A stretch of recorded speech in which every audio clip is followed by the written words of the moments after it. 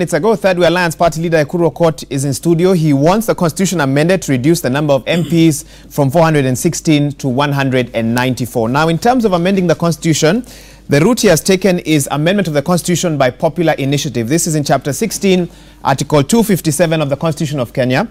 The process is as follows. The initiative has to be supported by at least 1 million registered voters. Once that's completed, the draft bill together with the signatures will be handed over to IEBC. IEBC shall then submit the draft bill to each county assembly. And finally, if a majority of county assemblies approve the bill, then it shall be introduced in Parliament. We move on to the next stage of the process. If Parliament passes the bill, it shall be submitted to the President for assent. But if either House of Parliament fails to pass the bill, or the bill relates to a matter specified in Article 255, the proposed amendment shall be submitted to the people in a referendum. All right, before we get reactions from my guest, let's talk about the proposal. What is Thirdway Alliance seeking to do? What are their proposals in this? They want to reduce each county into a single constituency. And thus so we'll have what? We'll have about 47 constituencies. Each county to elect 1 woman and 1 man to the National Assembly. Each county to also elect 1 woman and 1 man to the Senate. And only the National Assembly will have 6 nominated seats from special interest groups. No special interest groups in Senate. Let's just take a look at the last one now. What are the concerns of Thirdway Alliance? Why are they doing this? They say that Kenya is overrepresented. Current parliament is bloated. They say that they need to reduce the huge wage bill and cost of running parliament.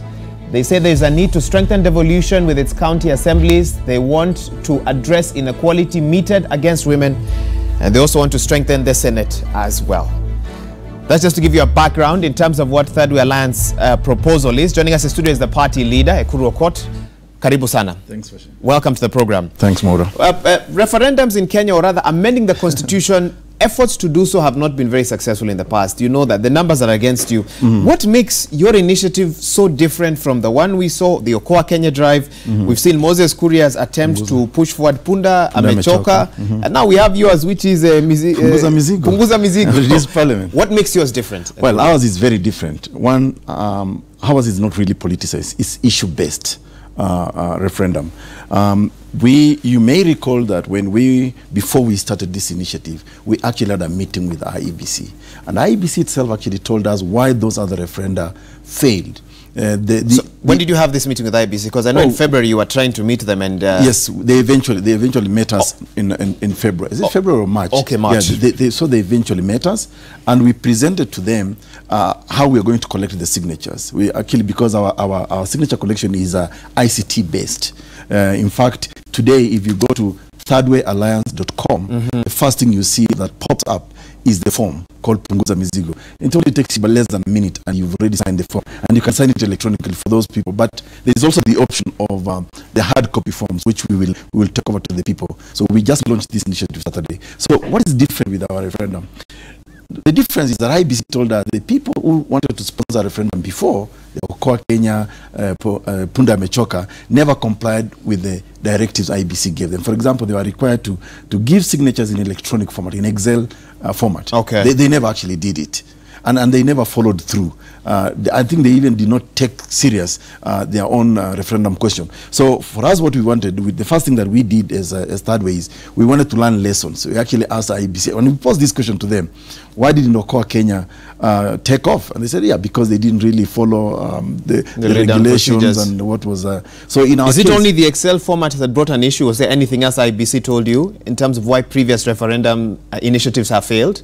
I think the sponsors were not serious. Remember, I told you they are more political than actually seeking to address but surely issue. Saying the sponsors, NASA leader Raila Odinga, I think a section of this country takes him very seriously. But you see, you know what? We'll not discuss about NASA leader. But what did IEBC need? IEBC needed to be able to verify, because that's one of the things under Article 257. IEBC should be able to verify the signatures. It wasn't possible for the Okoa Kenya, and when they did it, because of the format they gave, it completely failed, and that's why the referendum could not take off. So we wanted to make sure that IEBC is able to verify that. How will they be able to verify? For example, IEBC don't have my signature right now. You know, signature is not the means of verification. Okay, if you look at the form, I wish we could even bring out the form from your, if your guys can go to thirdwayalliance.com. Thirdwayalliance.com. Okay. You click on it, it brings the form, and I can even demonstrate to you how to sign. Okay. So the main thing is, are you a registered voter? You have an ID, constituency, county. Maura, it is such an amazing form that there won't be any problem at all if somebody really wanted to sign to this signature collection. Okay. So the signature can be anything. You can even draw a cow or a cat. How will IBC counter check? IBC will only be able, because you see what we do, we will print out the names. Okay. Yeah. In an Excel spreadsheet. We will also give them a soft copy. Then they will run it at the background against their own database. Remember, IBC has a database. So how do they know that Maura has sponsored this? They can only do it against the database there, because you must be a registered voter. In fact, I was about to ask, so clearly you must be a registered voter. Of course, you have to be a registered voter. You must have a Kenyan ID. You must identify your constituency, county. I mean, the form is so elaborate, and I hope in the course of this interview, we shall be able to demonstrate. We should be pulling that up. And we can actually we'll actually even sign it here with you. No, I think that's my constitutional secret. How will you, before we get into the nitty-gritties of your proposal, yes, how will you fund this? I know it's supposed to be free, in that any Kenyan can do it. Yeah. But you understand there's a lobbying process. You might be forced to go to some counties and explain to them, do you have the funds to do this? First of all, we have appealed to Kenyans generally to support this initiative. And you won't believe it. Even if you go online right now, Maura, there are Kenyans who are ready to sign. They are saying they're going to mobilize their own communities. They want to help us with signature collection. You'll also be surprised. There are actually members of parliament who want to support this initiative. Because that doesn't make sense. Why? You're making them jobless after 5 years. No, they are saying Parliament has lost glory today. Parliament is only become a theater for political theatrics. It's about political party competition. It's not about issues, it's not addressing issues. If you look at, for example, the things that are dog Kenya today, Thirdway Alliance is the only political party that has actually proposed a 14-point agenda, which I think sometimes back you invited us here to discuss. And in that 14-point agenda, we bring issues with education, the health crisis in the country, flooding, disaster preparedness, historical injustices, theft of public money. Have you seen those motions being debated in Parliament? So some MPs are saying, even if we want to bring a motion that is meaningful, it's not possible because this place is like a marketplace. There is no order. So many of them actually want to be able to participate and to contribute to the issues that send them there, which is, for example, to represent their constituencies, to oversight government, and to legislate. Those things are not happening. And I'll give you another example. 2 weeks ago, Thirdway Alliance Kenya went to submit its proposal to the Senate Committee on Division of Revenue. One of our concerns was, how can Senate be discussing a bill that has come from the National Assembly, which is unconstitutional? And it's unconstitutional this way. The Constitution of Kenya says, for you to divide revenue between counties, you must use the most recent audited accounts. The most recent audited account is the 2016-2017 Auditor General's accounts. Now, our Parliament, National Assembly, passes the Division of Revenue Bill number 7 of 2018 using the audited accounts of 2013-2014, which is about 937 billion Kenya shillings. In essence, they were denying the counties their rightful share of development money. What happened when you went to Senate? So we told Senate, first of all, you must reject this bill. And if you look at one of our proposals is to strengthen Senate. And the idea of strengthening Senate is to make sure that bring Senate to what it's traditionally supposed to be, which is a upper house with veto power, so that if they had veto power, they will tell National Assembly, we can't discuss this unconstitutional bill to begin with. And secondly, it's giving us the wrong formula on how to send more money to the county. But you feel they can't do that right now the way they're in the current formation? But they don't have power to veto any legislation that comes from National Assembly. Ideally, the Speaker now, Lusaka, should be able to write to Muturi and say, this bill is unconstitutional in the first instance. Fair enough. Although there are those, of course, we want to make sure that executive influence is one of the key undoings this time round of both the upper and lower house. And that's why we want to have a professional and efficient parliament that will not go there and play party politics, that will discuss the issues, that will tell the President of the Republic of Kenya, thank you for your opinion, but you know what, this is not what our people sent us here to do. Okay. So we want a working parliament, a serious parliament. A parliament, as we know it in the tradition, is the sovereign authority of the people. Fair enough. Yeah. I've read your proposal. I'm yet to understand how your proposal will professionalize parliament, but we are coming to that. And of course, I want to let our viewers know if you have your thoughts on Punguza Mizigo initiative. 22422 is our SMS line, and you can talk to us on social media as well.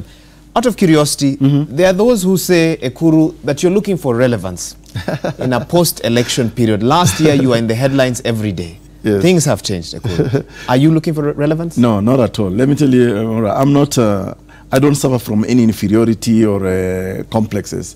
I am a party leader of a fully registered political party in Kenya. I ran for president of this country because I believe I'm the best.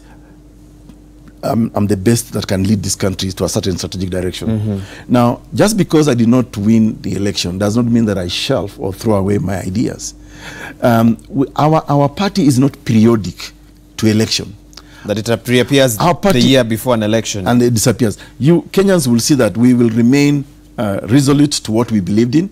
And you remember, we're actually living to our promises. And we say that even though we did not win the election, and Kenyans will remember our statement in August and October, that we say, yes, we live to fight another day, and that we will play our opposition role as an alternative to government. We say that. Now, we are continuing to do exactly what we promised Kenyans. We are the only political party that actually has appointed a shadow cabinet that will shadow the government of President Uhuru. No any other political party has done that. We are the only political party that participated in the budgeting process. Our documents are out there in Parliament. We are the only political party that has said, let's go beyond party politics. Let's talk about issues that concern Kenya. Now, how is that being relevant when you're talking about issues that concern your country? We are the only political party today that is actually sponsoring a real motion on how do we cut the cost of running Parliament from 32 billion to 5 billion, a saving of 27 billion. I wish many other political parties could actually join us and say, how do we redirect this money to ensuring, for example, that people in counties that do not have water can actually have water sunk for them from even the 27 billion. Do you feel that a bloated parliament is the biggest issue Kenyans face? Because I went onto your Twitter handle, I looked at some of the thoughts, and there was those who felt that mega corruption, yes, absolutely, lack of accountability is the big issue. They were saying, Ekuru, your noble initiative, but please switch focus. Help us fight corruption and we'll support you. Kenyans also should be fair to Thirdway Alliance Kenya. We are the only political party that was bold enough to say that we are not even calling it corruption. What is corruption in our mother tongue? But theft of public money is something that we can closely relate to, and we are calling it as such. And why is theft of public money a thriving force? It's because of bad leadership. And this bad leadership, we get it across. Now, Parliament for us is supposed to be the oversight. The reason today Parliament is not even debating the most recent audited accounts is because they are failing in their duty. The Auditor General has provided evidence of how money has been stolen from all 47 counties. Isn't that a question of leadership? And where is this? This leadership is the leadership that's being sponsored by the people of Kenya. Parliament is supposed to be the sovereign. Ideally, they should be the one who's saying, wait a minute, before you executive things about providing dividing revenue, let's talk about the theft even from within the 22 departments of government, which today, if you read the Auditor General report, can actually tell you that the 22 departments in the executive have actually stolen money in equal measure, just like the counties, 47 counties of Kenya have stolen money. Now, who is supposed to respond to that? It's actually our Parliament. The way we feel it, our Parliament is almost dead. It's not really reacting to the issues that affect their people. If you are using an audited account of 5 years ago to allocate money to your own county, to your own constituency, you're actually sleeping on your job. You should be saying, no, the executive wanted to sponsor a bill based on the 1.1 trillion that we collected in the last, because that means more money will come. So you can see the centrality of representation. What guarantees do Kenyans have if they support your motion or the bill that you will professionalize Parliament? Because switching or changing from constituencies to counties, for example, we have 47 MPs. Yes. How sure are we that those will be honest men and women? Number one. Because there are those who say the issue is not the hardware, the issue is not the laws, it's the software, it's the hearts and minds of those who achieve such positions. This is also a challenge we are throwing to Kenyans. It's one thing to complain that our MPs are failing us. But the MPs, members of parliament, senators, are a product of the societies we come from. A lot of people who complain, and I've seen many people in my Twitter handle complain about the fact that, oh, these are noble initiatives, but you guys are not serious, are fence sitters. We are challenging people, men and women of integrity, to come out and say, we want to lead, we love our country, we want to give the best for our country. What we have seen in so many years of this country is that the leadership in Kenya is about going into leadership to enrich themselves. in other countries that are progressive, leadership goes to serve the public, to ensure that there are good roads, there is healthcare, there is education. You know, teachers are not on strike. You know, our main hospitals have enough bed capacity. This is what any leader will be proud of. And like I keep on giving this very tired narrative of comparison between us and what they used to call the tiger economies of Singapore, Malaysia, and others. Back in the days, in the 60s, we were actually at par even better than them. In fact, it is said these tiger economies took the blueprint from Kenya. So much so that today South Korea's economy is 50 times that of Kenya. An example we've had many times with different leaders. Singapore, yes, just this year was actually giving a check to each citizen. Yes, because they collected. I mean, they had a surplus budget. Look, even if you compare Kenya and some of these countries, we have got almost everything we need for this country to take off. Okay, but central to that, what is failing us is the lack of stewardship. And that lack of stewardship comes from a leadership. If you don't have a leadership that says, I love my country, I want to see highways, I want to connect all the counties of Kenya through motorways, then, you know, we keep on creating a state of hopelessness among the people. Today, why should any leader in Kenya be proud of being a leader with about 70% unemployment of our youth? Fair enough, fair enough. It's a leadership question. You say that some of the responses you've gotten are that noble initiative, but not serious. You've been very busy this year from what you've told us. Why do you think Kenyans still feel that you're not serious or your party is not serious? What is it that would elicit such responses? I think for me, yesterday I was in a corner somewhere with very senior members of this society, and they were telling me, we love this idea, but the problem we have in Kenya is that Kenyans have refused to think outside the box. Kenyans have been politically hypnotized, if you like, or ethnically hypnotized, that they are so by who? By politicians. They are so linear in the way they think. But see what we have decided to do as a new generation of leadership in Kenya. We are not going to sit back and become these curious onlookers or lamenting and complaining. We have decided we are going to do something about it. We are going to challenge the dominant political narrative in this country, which has ensured that people do not think in a certain way. So I think we are beginning small. Last year when I declared my candidature for presidency, some people thought, oh, Ekuru Aukot is looking for a job. They don't even know that I'd resigned from a very big UN job to come actually and do this, because I was tired of complaining about my country. I decided I'm going to do something about it. And honestly, I'm at peace with myself, and I love what I'm doing at Thirdway, and you will be surprised. I mean, we have a big team, shadow cabinet of guys who really want to explain. In fact, if you look at, for example, the guys who came up with this idea of electronic format, our ICT shadow cabinet, Dr. Kirimi, Peter Onkendi and Kirui, they've worked so hard. I mean, they make life so easy through just ICT. These are brilliant Kenyans who thought we can actually use ICT to achieve a certain objective. What happens if your referendum push fails? What next? Well, we will You've said that Kenyans are in a box. We will keep on pushing, Maura. We will keep on pushing. Could you amend this referendum if some feel that some changes need to happen? This is already a debate out there. In any motion, there are people who like it, there are people who not like it. So somewhere along the way, and that's why this process of signature collection will also give us an idea of what the reactions are. If we have to change, for example, there are already people who are saying, no, why should you, we don't want Senate to have one woman, one man. Let Senate just be 47 MPs. That's already comments we are getting back. There are people who say this is brilliant because finally it's addressing the inequality between men and women. Now we can attract the cream de la cream of our society to actually go into these two houses and work very hard for the country. So I do believe this is a very noble idea. And in any noble idea, but there has to be sponsors. And I'm hoping that somewhere along the way, many Kenyans will join. Like, I meet guys on the streets and they tell me, I like that thing, bring it on. I mean, even from my own Twitter handle, Maura, you must have seen. I have seen. There are people who say, I want to sign now. How do we sign it? So I think let's see. Let's wait and see. I think the motion is out there.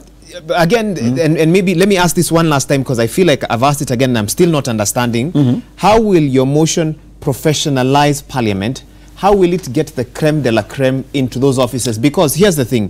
You've reduced elective posts. Yes. Our politicians who, many times, and some, let's say those, especially who've done it for many years, are not the professionals you're looking to attract. Yeah.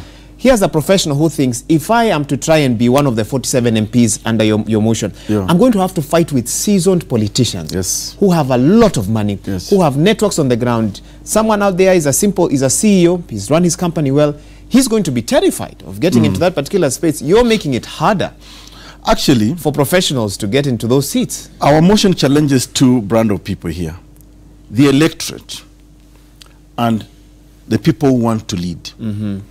Do not tell us how best you can run a country called Kenya. Don't just become a armchair analyst. Offer yourself. Throw yourself into the ring. Then convince the people, and I'm hoping the people of Kenya today must be able to say, what has failed us for the last 55 years is the leadership. Are we sending our best to represent us? That is the extent to which I hope that we will attract the best people who can say, let's talk ideas, and that way we can get an efficient and professional parliament. When we finalize the drafting of the bill, you realize that this bill will affect a number of chapters, right from chapter 7, representation of the people, to parliament, the chapter on legislature, and therein also lie question of qualifications to run for MP. We are also targeting to make sure that we tighten those qualifications. In the Senate today, yes, in the rough idea, what the proposals are. For example, for you to run as a Senate, the post of a senator, post of a senator says you must satisfy any educational qualification. You see, that's vague. Yeah, I mean, honestly, what is any educational qualification? If we say in Kenya that we are one of the most learned, educated countries in sub-Saharan Africa, why isn't our leadership attracting the most educated, the best in this country? So at the very least, for me, we must have at least a first degree, because education organizes your thoughts. Okay, you know, it makes you think. And where does that leave leaders who may not have that first degree? Well, listen, if the highest constitution in the world, say, I mean, today in Kenya, and I hope Ambassador Amina Mohamed will continue the work that Matiang'i had started to do, which is to question how people have actually acquired their degrees in this country. You know, I hope that, because you see, this country today is awash with so many fake degrees. And I think we saw that in some report from the Ministry of Education. And maybe that is what is really clouding, preventing other people who are genuinely went into education. Why do we go to get an education, Maura, if it is not to change our lives for better, if it's not to think how best we can make society better? So I think, in my view, we should not shy away from saying, let our leadership attract the best, the most qualified. After all, our own constitution at chapter 6 talks about competencies and suitability to perform a function. Fair. Why is in the leadership? We should also situate leadership into that competency and suitability. Okay. You must be able, Maura, to read a bill, proposed bill, and you must be able to say no. Today we are very lazy politicians who don't even attend sessions. We want discipline. Fair enough. Yeah? I need to interrupt you there, because we want to just briefly take a look at the global average number of parliamentarians per country. This was a report released in 2012 by Interparliamentary Union and UNDP. They say that, and that was of course 6 years ago, so this obviously has changed. The global average number of parliamentarians per country was 245 then. I don't know if that's changed. Let's take a look at some countries, and this was now a year before that, 2011. I apologize, I couldn't get recent data. India, 797 legislators for 1.2 billion people. That's the population in 2011. United States, 535 legislators. 350 million, actually. Actually, it's 350 now. Now, this was back in 2011. Yes, this is 2011 data. We also have Nigeria. They had, do we have the Nigeria one? Nigeria had 467 legislators for 162 million people. That was back in 2011, while Britain had 1,442 legislators for 63 million people. I want you to respond to SMSs, many coming in. But can I respond to that quickly? Okay. Proportionately, and that's our first point, we are overrepresented. Okay. So if you look at some of these numbers, Nigeria, 162 million. So for a population of 45 million Kenyans to have 416 elected members, proportionately we are overrepresented. Okay. But even if you look at the cost, now the reason I say overrepresented is because at the National Assembly, let me use a county such as mine, Turkana. I come from Turkana. In Turkana, we used to have 3 MPs, North, South, and Central, who we sent to the county, the National Assembly. Today, we have 6 MPs, together with a woman rep and a senator. Those are 8 people we are sending to Nairobi to represent in both houses. Meanwhile, you have a governor who has a county executives. Then you also have MCs at the county assembly. So you can see that's why we are saying we are overrepresented, and the cost is so huge. So proportionally... And the value, in your view, is not being felt? It's not being felt. Fair enough. Yes. Let me read some SMSs. Okay. We're a bit pressed for time. No problem. Masharia from Nyandarua says, way to go, Thirdway. The current government structure is a white elephant. I'm behind you. Dr. Aukot, Samuel Ochieng says, you cannot talk of Punguza Mizigo to a leadership that recently appointed or created positions such as CAS to award political cronies. Let me read two more. Yes. I'd like to respond to that. Yeah. I like Thirdway Alliance. Tell Aukot to consider options of changing our people's thinking. I don't know how he wants you to do that. Bad stock of people produce bad leaders. While one other person here, again, you don't give us your name, but to say, Ekuru has failed in many ways. We want people... we want people who... Okay, I'm not understanding that sentence. Let me carry on. Bring bills like those that can have a president jailed if they steal from Kenyans. A bill that prohibits a president who can declare a fellow Kenyan as a foreigner. Okay, I can see what they are referring to, the incidents we've seen. He says, he winds up by saying, Ekuru, wake up, recommend removal of county commissioners. There's no provision for the same in the constitution, yes. etc. But you do have some who agree with you. Strengthening devolution will actually go into removing the... I want to give you 1 minute to respond to this. Go ahead. So, the first one was, I've forgotten the first guy who was... Way to go, Thirdway. Current government structure is a white elephant, but Samuel Ochieng says, you cannot talk of Punguza Mizigo with some of the things we are seeing with this current administration. He feels that there's a lot of... But Ochieng should recall that we are the only political party, again, that actually submitted a memorandum to the vetting committee of parliament. And we challenged them. We told them the creation of the position of Chief Administrative Secretary is unconstitutional. The Constitution of Kenya, I think, must be Article 229, if I'm not wrong, mandates the president to create any position in the public service. But it can only come as a recommendation from the Public Service Commission.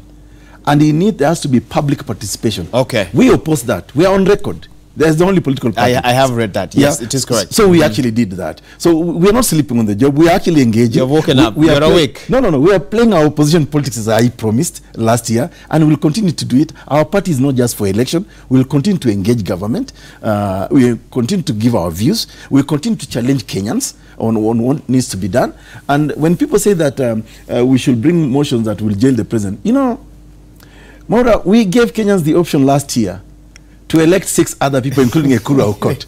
What did they do? They went back to their usual, guys. Okay. Now some of them are complaining, but eventually we've seen a handshake. We want to see the result, what that handshake means. Okay, you don't know what that handshake means. I'm yet to. Hussein had a big panel here discussing the handshake. You don't know what it means, or you don't understand it. First of all, remember, by the way, we are also the only political party that congratulated the handshake, and we hope that there's nothing wrong with it. Why would you congratulate a handshake that you're not sure? No, you see, I think about in terms of its implications. I think we want peaceful coexistence of Kenyans, including the leadership itself. We want leaders who can actually differ in terms of ideology, but when it comes to the country, you can put the country first. Okay. So that's the extent to which, for us, we said the handshake is a good thing. But we also said, take it beyond.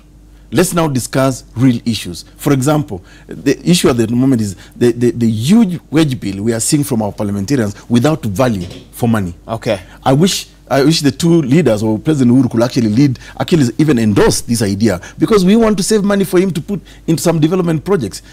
We want to discuss about our disaster preparedness. We want to discuss about the state of education right now in Kenya. This is what we really want. Fair enough. Yeah? Briefly, next step for your referendum push? Oh yeah, now how many signatures do you have? Okay, I've not checked before coming here, but I think by Saturday, the day we launched, we were already doing, I think, 345 by Saturday. So I've not checked yesterday. Almost near the number of MPs that you want to reduce. Exactly. And you can see Kenyans are actually reacting. So our ICT team is compiling. So we will definitely be updating. In fact, we'll probably be updating also on our social media sites. How many people have signed so far. How many days to 1 million?